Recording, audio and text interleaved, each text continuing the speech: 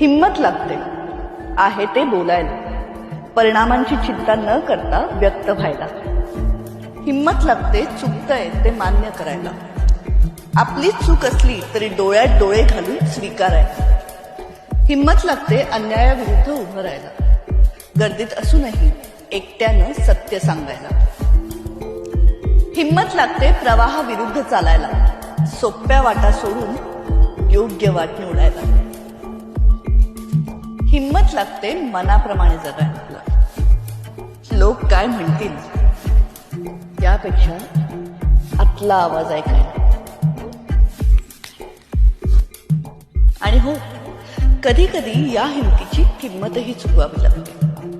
नाती सुटतात, माणसं दुरावतात, एकटेपणा वाढतो, पण तरीही ही किंमत परवडते.